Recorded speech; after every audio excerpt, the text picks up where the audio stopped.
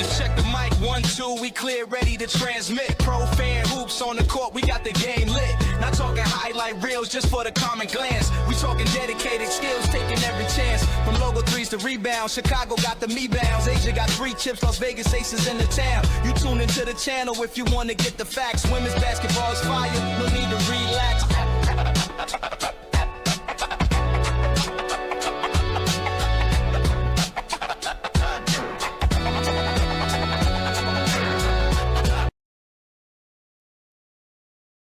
What's going on, y'all? That was a rout. That was belt to ass. UCLA used the same belt that Dawn Staley used on Gino Auriemma. That's what happened. They used the same belt. UCLA. I didn't think it was gonna happen. I had South Carolina winning this game. Lauren Betts came out and was dominant. I've been critical of her all season. I thought she was good, but I always thought that she could be better. Today she was better. And it was weird. South Carolina did a decent enough job keeping the ball from going inside to Lauren Betts. The problem was South Carolina didn't hit any shots. Their shooting percentage was god-awful today. If I'm not mistaken, like, it was not good at all. Let's see if we can get the box scores real quick. There we go. It just they were on the struggle bus, man. As a team, South Carolina shot 29% from the floor, 18 of 62. They couldn't hit a mirror in a bathroom. 13% from 3. South Carolina did not shoot 3. They did not shoot deep well this whole tournament. 13%. I think the last game they were like 21% or something like that. They shot in the 20s. They did not shoot the deep ball good in this tournament at all. 29% from the floor is horrible. Where you got UCLA 43% and they were 42% from deep. It was just they could not shoot. They could not shoot. Lauren Betts, 14 and 11. 14 points. She had a double-double, 11 rebounds, 2 assists, and 2 blocks. Neepins, 5 for 15, 15 points, 3 for 7 from deep, 1 rebound, 4 assists. Gabriella Jacquez, 21 points. She was the leading scorer of the game. 21 points, 8 for 14 from the floor, 2 for 4 from deep, 10 rebounds, 5 assists. She was on her way to a trip, but she got that heavy double-double, so good by her. Leonard Walker, 10 points. Kiki Rice, 10 points, 6 rebounds, 5 assists, 3 steals. I mean, she filled up that stat line. It was just, it was bad. 8%. I'm looking, the official box score on ESPN says 13%. But, yeah, however you want to slice it, 8, 13, it ain't good. So it's not good at all. Credit to UCLA. They put the ass whooping to South Carolina. They belt to ass. This was not even a game. They doubled them up at one point. And then they eased up off the gas. 25-9 in the third period. Come on. They pumped it up. And that fourth quarter, they were dribbling out the clock. They were waiting until the shot clock was almost up before they would take it to the rim or shoot a jumper. And South Carolina had no answer. South Carolina came out flat. I congrats to UCLA. They whooped that ass tonight. Ain't no two ways about that. I'm trying to look.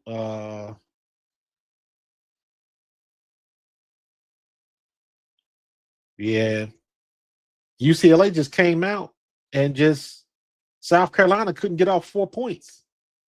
They didn't get off 4 points until 4:54 left in the first. It took them 6 minutes to get 6 points. And UCLA was wire to wire. Yep. UCLA was wire to wire. They won this game. They whooped that ass tonight, man. Shout out to UCLA. I had picked Dawn. to win this, but it was not meant to be. And like I said yesterday, that is why you play the game. Because you just never know what's going to happen. And guess what? UCLA came out and they put belt to ass. South Carolina got outclassed at every aspect of that game. I'm with you 100%. I'm not gonna doubt that because they did come out flat. So, but I don't think to me, I'm not gonna use that as an excuse because it wasn't. I don't think UConn was the big. They didn't look overly elated at the end of UConn. And I know Dawn gets some girls ready for the next one. So I'm not gonna say they came out emotionally flat. I'm not buying that. I can't argue with it though, because I know you are not gonna be the only one that thinks that. So I just disagree with it. So, we'll agree to disagree, but I understand where you're coming from. For sure, because I thought they came out flat, but I don't know if they were emotionally drained from UConn. I don't know. All of the UConn fans, that's what they're going to say. Or you're going to have a contingency of people that's going to like, see, that's what she gets for doing Gino wrong. Or you're going to have a group of people that talk that shit. So, but my homemade cold brew.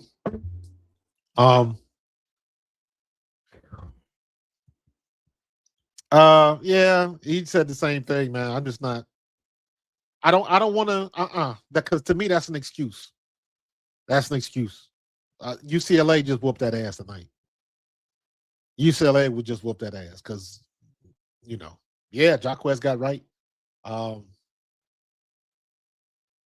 me see. Let me go back to the box score again. Yeah, 21 points. 8 for 14 from the floor. She was killing them. And USC, South Carolina had no answer. Nobody else. The Tessa Johnson was the high scorer, and I don't know why Tessa Johnson. She had 10 points in the first half. Is it me or did she just not shoot enough? She was 50% from the floor. I'd have been going to her every time down the court because it seemed like they couldn't hit a jump shot to save their life. Joyce Edwards still. That's one thing she needed to work on in the offseason. Getting in the paint and getting the turnaround jumper in the anywhere between 8 to 12 feet. Anywhere around that gym, because she can hop. She got hops, but she does that ugly hook shot, and it looks out of control. But however you want to call it or whatever it looks like, it wasn't falling at all. It was not falling at all, and it just did 8 points. Raven Johnson, again, a very, very mundane performance. Very mundane performance. 1 for 7 from the floor, 3 rebounds, 2 turnovers, 1 steal, 1 block. Very mundane. So Tanaya Latson, very mundane. 4 points, 1 for 5 from the floor, 2 assists, 3 turnovers. 9 turnovers for them. But I mean, against 13 from UCLA, 37 rebounds to 49 rebounds. They just got outplayed, man. They just got outplayed. So, and I didn't think Lauren Betts wasn't a deal breaker. I think it was like you said, it was Jacquez. She was the difference maker. They got outclassed today at every aspect of the game. So, yep, I agree 100%. Yo, I did a video about that. About her little social media thing where she talked about wanting to quit basketball. And this is what I say sometimes. I know I come from a different era. I'm built different. I come from a different time. But still, it's just some things. Keep it quiet. Keep it quiet. There's some things nobody else needs to know. Keep that one to yourself. Everybody is they're in such a hurry to just, I want to be so honest and keep it real. And if you don't know by now, the internet is undefeated. There's only 2 people in this world that's undefeated: the internet and Father Time. And if you mess around long enough, you're going to F around and find out. And guess what? She was exposed to a degree. Not to a degree. AZ Fudd, she was exposed to a degree. Sometimes you just need to play the game. People gonna think what they want to think. I didn't need to know that you almost quit. All I need to know is you back on the court with a vengeance, and you trying to take it on whoever is coming down your way. That's all we need to know. We don't need to know the particulars. You know who the particulars are for? Your teammates and your friends. Period. You tell your family that story. Nobody else needs to know because everybody's gonna say it because they want to feel sorry for you or something. Dawn's on the TV. I'm trying to see what happens. Didn't have it today. We just didn't have it today, and they were a better team today. So, really, congratulations to them. They don't, sometimes you're part of, women's basketball history, and it's not, favorable to you. But you can see if you're going to lose to a team like UCLA, you want to lose to a team that just really outworked you. She said it. They outworked them. Executed you, made it very difficult for you to perform at a high level. And it was a direct reflection of what they did to us. There you go. She keeps it real. I love Dawn. She keeps it real. They got their ass whooped. They got outplayed, out hustled. UCLA was the better team today. Point period in the paragraph. Ain't really much else you can say. So I don't like to blame it on coming out flat, emotional highs and lows. And like I said, at the end of the UConn game, I didn't think it was that much of an emotional high as far as the game was concerned. So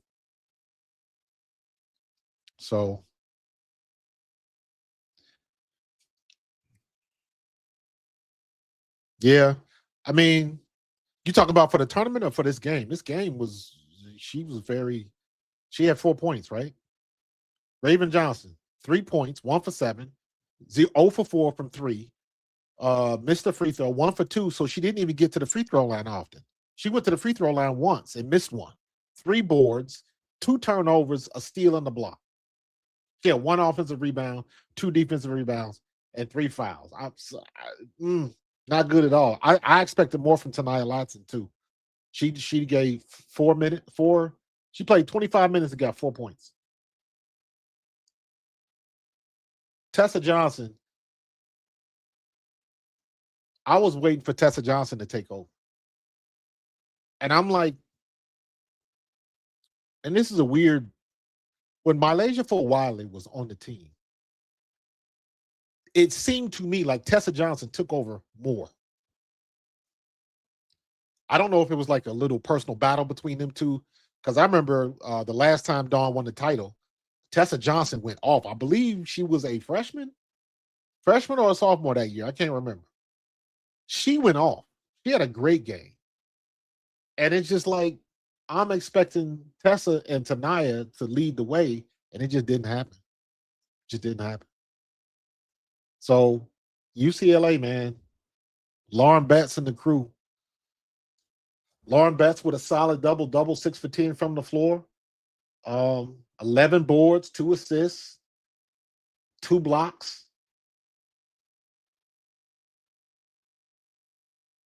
They killed it. Kiki Rice had a decent game.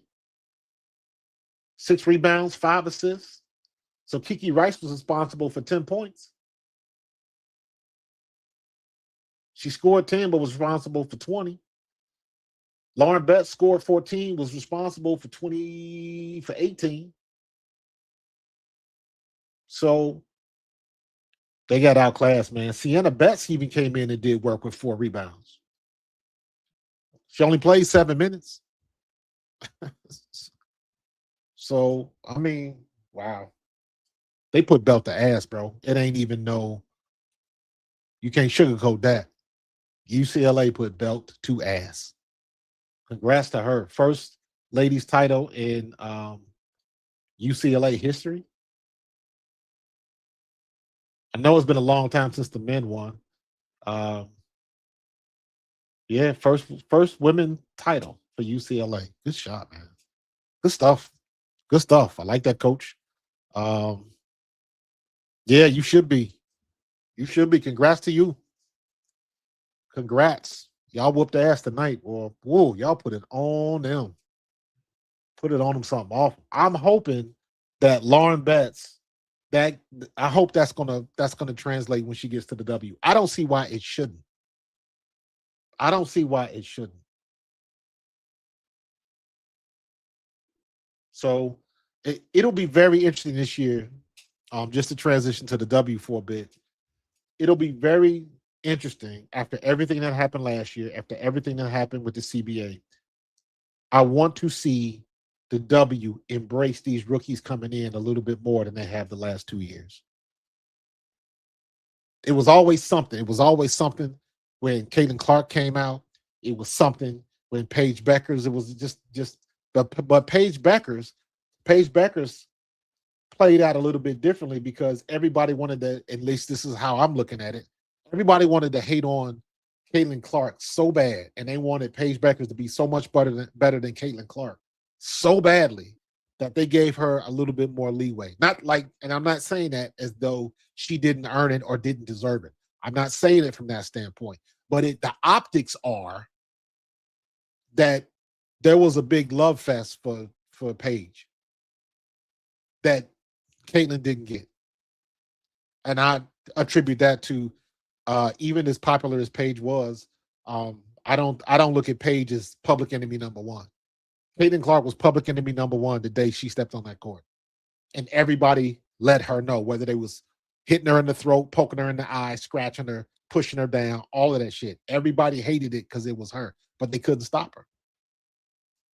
Paige, in my opinion, is just as good. I still think Caitlin Clark is a better deep range shooter. I didn't say better shooter. I think Paige is a little bit better shooter than Caitlin, but Caitlin is a better deep threat than Paige is, in my opinion. And I think Paige plays better defense. Caitlin is a much better passer.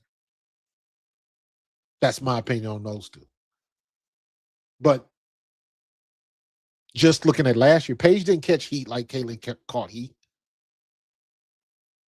But I didn't mean to get on that rant. The point of this conversation is I am hoping that this year, after everything with the CBA and all of this nonsense, after all of that settled, I am hoping that we see more of these rookies that's coming out now. Now, it'll be different for, again, I don't know how different it's going to be because Lauren Betts played just like Caitlin, just like Angel, just like Camilla, because they played in the national championship game. They got a month to recover, and then the WNBA draft, and then you right back into the mix again. So Lauren Betts, she gonna have to take this month off and not do nothing. She don't need to play for nobody. She don't need to work out for nobody. Nothing. She just needs to rest and get ready for the W season.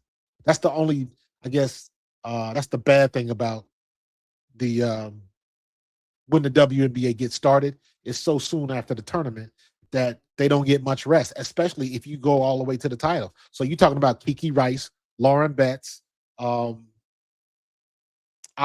Raven will probably get drafted, but whoever she gets drafted to, she ain't starting. Lauren Betts, I think, will start. Kiki, no.